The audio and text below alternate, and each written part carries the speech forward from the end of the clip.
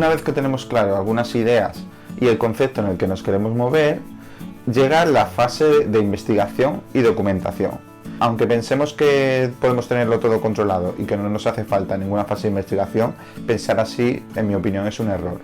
Porque puede que haya una parte de la historia que vaya a transcurrir en una época remota o en un lugar del que no tenemos tanto control. O puede que saquemos un personaje que es farmacéutico o es médico y no tengamos ni idea de lo que sucede en esta profesión. Entonces, trabajar en una fase de investigación previa es fundamental para que podamos desarrollar adecuadamente tanto a los personajes como el ambiente donde se desarrolla la trama. Una vez decidido eso, la pregunta del millón es, vale, ¿cuánto tiempo le invierto a la fase de investigación y documentación? La respuesta es que depende. Depende de tu historia, depende de la extensión que va a llevar, depende de hasta qué punto quieres profundizar, depende de ti y de la historia que quieres crear. Yo, por ejemplo, en los cómics que he realizado, pues a lo mejor me ha llevado unos días como fase de documentación, a lo mejor me ha llevado unas semanas, pero en cualquier caso es una etapa por la que yo recomiendo que siempre pasemos. No te aconsejo que crees una historia si no sabes de lo que estás hablando, porque eso el lector lo nota. ¿Cómo se documenta uno? Pues, por ejemplo, puedes acudir a la biblioteca, sacar algunos libros de interés que estén relacionados con tu temática. La otra fuente donde te puedes documentar es Google, es en Internet. Aquí tenemos una gran cantidad de periódicos, artículos, noticias de blog. En Internet tenemos información de todo tipo. Yo lo único que te recomiendo es que la información que extraigas que sea de una fuente fiable.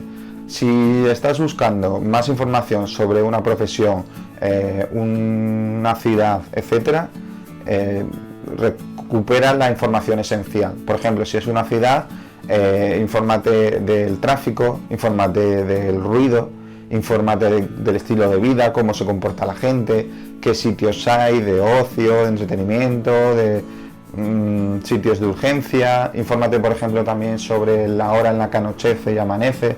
Si es posible, sitúate en el lugar. Por ejemplo, si tu historia transcurre en el centro de Madrid y tú estás cerca de Madrid, sería una buena idea moverse al centro de Madrid y respirar el entorno, el mismo entorno. Pero a lo mejor tu historia transcurre en un sitio más cerrado. Mira, yo por ejemplo, Ninot History transcurre en el Museo de Ninot de Valencia. Yo vivo en Valencia, entonces un día me acerqué allí y extraje toda la información que pude sobre los Ninot, el horario del museo, cómo están expuestos, etc. Y todo eso lo plasmé en la obra. De hecho, esta es la primera página. Aquí la primera viñeta es la propia entrada al museo y aquí seguimos viendo, este es el interior del museo, vemos algunos ninots. El personaje principal sí que es ficticio, pero su entorno no. ¿Ves? Aquí tenemos más ejemplos de ninots que plasmé en esta historia. A mí, por ejemplo, con esta historia me sirvió pues para tener más claro perspectiva, qué tipo de personaje me encontraba allí, y utilizaba los ninots. En el cómic salen los ninots que más me llamaron la atención o que me podían dar más juego para la historia, ¿no? Si os fijáis también, los cuadros que se ven en algunas viñetas son fotografías, son imágenes reales que están expuestos en el museo. También puedes obtener ayuda de algún amigo, de algún experto en la materia. Por ejemplo, si vas a hablar de médicos, pues, y no eres médico, pues entrevistar a un amigo que tengas o alguien que puedas, aunque no conozcas, pues que te pueda hacer el favor. Y si es posible, grábalo para que puedas siempre escucharlo y obtener todo el jugo de la información que te dé, para que no se te pase ningún detalle. No la tosigues tampoco, intenta hacerlo en un entorno relajado, en un ambiente relajado, que se sienta a gusto. Si es posible, si puedes tener una entrevista personal, mejor. Si no, pues siempre puedes recurrir a la vía telefónica o, por ejemplo, al email. Vamos ahora a nuestro proyecto del curso. Recordamos que teníamos apuntado a varias ideas, como familia, superhéroes y convivencia. Todo esto englobado en televisión y bajo el concepto el poder de las pantallas. Estas eran las ideas sueltas que estábamos trabajando. Ahora, en la fase de documentación, vamos a recurrir al ordenador Lo primero que vamos a hacer es sacar toda la información que podamos sobre estas palabras, sobre estas ideas. Aquí buscando me he encontrado un informe de 2018 del impacto de las pantallas en la vida familiar. El estudio de GAP3 para empantallados. Aquí hay algunas cosas que nos interesan. Por ejemplo, las pantallas ¿nos unen o nos separan? Las principales preocupaciones de los padres sobre educación familiar.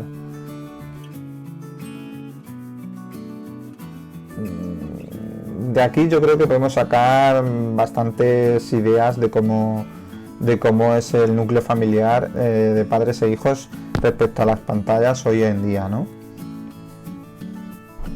En periódico, por ejemplo, en la información, aquí ha habido también algunas frases que me han gustado. Por ejemplo, es una realidad, ya no peleamos por el mando a distancia del salón de casa como antaño. Ahora cada miembro de la familia puede sintonizar su producción favorita de forma individual cuando guste, sin que nadie le moleste. Basta solo el ordenador, la tablet. Los más jóvenes no entienden que haya que esperar a un horario de programación tradicional. Y aquí en el periodo de 20 minutos, adiós a ver a la televisión en familia, aumenta el consumo en solitario, en diferido y a la carta. La típica pregunta que hacíamos antes, ¿y hoy qué ponen en la tele? Pues digamos que cada vez tiene menos cabida porque cada miembro de la familia se puede poner lo que quiera, ¿no? Y toda esta información la vamos a guardar, la vamos a recopilar en un documento que podamos manejar en distintos dispositivos, como vimos en lecciones anteriores, por ejemplo, en un documento de Google Drive. Aquí he recogido, por ejemplo, la vida familiar con las multipantallas en la actualidad, ¿no? El estudio que hemos visto, ponemos la URL, ¿vale? Siempre es conveniente poner la fuente donde sacamos la información. Y aquí he puesto pues algunos puntos clave que me han llamado la atención del estudio, ¿no? Lo que hemos ido diciendo antes, por ejemplo aquí, un 44% afirma que las pantallas son objeto de tensiones familiares, motivo de preocupación para los padres. Adolescentes que anteponen una partida de Fortnite a la tarea escolar, notificaciones en medio de la cena, videollamada a través del móvil en la cocina. Aquí he puesto una gráfica en el que de los dispositivos que hay en casa donde smartphone gana por goleada, ¿no? Y el tiempo que se pasa con los dispositivos en casa. También la televisión gana. El consumo de televisión de los menores es mayor cuanto más pequeños son. Y cuando crecen, pues me he fijado que crece el consumo de otro tipo de pantallas como el móvil. Aquí, por ejemplo, he puesto el comentario de Fernando Sarrais, psiquiatra, que dice: para hablar y escuchar a los padres y hermanos es necesario desarrollar el autodominio. Para lograrlo, un buen ejercicio es prescindir del uso de la pantalla en determinados momentos de la convivencia familiar. Bueno, aquí he puesto más detalle. Este documento lo pondré como recurso adicional para que le echéis un vistazo, ¿no? Recomendaciones: evita utilizar varias pantallas a la vez. Si estás utilizando la televisión, no cojas también el teléfono móvil. ¿En qué medida nuestra conducta respecto a adultos, respecto a padres, es ejemplar para los hijos? Pues los padres hacen un uso más intensivo de las pantallas que los propios hijos. En general, bueno, estas son las redes sociales más utilizadas. Aquí, en general, los padres ven la televisión y otra pantalla a la vez más que los hijos, un 61,5%. Aquí he añadido una entrevista de YouTube también de Fernando Sarrais, este comentario que me ha llamado la atención, que dice: creo que el gran problema de las tecnologías es la hipertrofia de la actividad. Se utilizan para sentirme bien inmediatamente porque tengo curiosidad por esto y quiero satisfacerla. Siento la necesidad de comunicarme o decir una cosa inmediatamente a una persona y lo hago. No puedo esperar, no sé esperar. La vida familiar antes de las multipantallas. Estos son los artículos los ítems que hemos sacado del periódico que hemos visto. Antes no había control parental, veías lo que echaban por la tele. Aparte de la información que estamos extrayendo en internet, también le pedí ayuda a una amiga y le mandé un correo y le dije: hola Laura, estoy recopilando información acerca de las pantallas tecnológicas y su influencia en las personas. Esto es porque estoy haciendo un cómic, se lo expliqué aquí, basándome en esta idea. Por ello, te agradecería si me pudieras contar algunas anécdotas, divertidas o no tanto, ¿Qué recuerdes de cuando eras pequeña, cuando te juntabas con tu familia para ver la televisión? Y esta es la respuesta que me dio. Mi hermano me pone en el email. Mi hermano y yo nos peleábamos constantemente por la tele, por quien decidía qué se veía. Llegamos a un consenso. De X a X y media me tocaba a mí el poder de mando. De X y media a X le tocaba a él. Era divertido porque éramos hiper estrictos el uno con el otro. Aunque yo quisiera ver lo mismo que él, cuando llegaba mi turno cambiaba la tele inmediatamente. Además teníamos un sistema de deuda que utilizábamos cuando uno o el otro cedía. Por ejemplo, si mi hermano me cedía su media hora, yo tenía que hacerle un vale por media hora. Ese papel era oro para nosotros, lo utilizábamos de vuelta cuando considerábamos. Al final era yo la que le cedía a él muchas veces el elegir lo que ver. Era rica en papeles de eso, tenía montones. De hecho aún los conservo, me parece un recuerdo precioso. La verdad es que es muy curioso esa historia.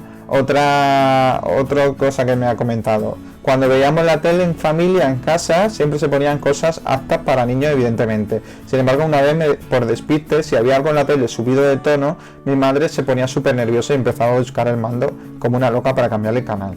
Esta situación es comprensible cuando teníamos 10 años, pero no ahora, 26 y 30. Mi madre continúa poniéndose nerviosa y actuando del mismo modo. Bueno, y luego aquí, por ejemplo, mi experiencia personal, ¿no? De pequeño mi padre tenía el poder absoluto del mando a distancia y por la noche pues veía lo que se le antojaba. Mi madre siempre se enfadaba con él porque siempre tenía el mando él, decidía y no le dejaba a los demás. Además se dormía, verdad que se dormía con una facilidad increíble en el sofá, pegaba cabezadas y el mando a distancia lo dejaba sobre su barriga. Entonces era cuando mi madre y yo aprovechábamos para quitarle el mando y cambiar de canal. Y él se despertaba de golpe, entonces, y se enfadaba con nosotros. Se ponía a discutir con mi madre y nos cambiaba de nuevo el canal, o se iba a enfadar a dormir. Ya además mayor, pues pusieron una tele en la cocina y bueno, pues yo ya me iba a esa tele, ¿no? Y los dejaba en el salón. Mis hermanos han pasado siempre completamente en la televisión. A lo que no me sorprende, la verdad, lo pongo aquí, es que actualmente ambos están con el móvil y pasan olímpicamente la tele, quien ahora ha pasado al poder de la nieta de 5 años. Y a partir de aquí pues tenemos dos opciones, o subrayar las partes más importantes en el mismo documento, o como a mí me gusta más trabajar, imprimir las hojas y subrayar lo que son las partes más importantes para nosotros. Bien, pues hasta aquí la fase de investigación y documentación. En la siguiente lección vamos a hablar de estructura, estilos y formato de obras.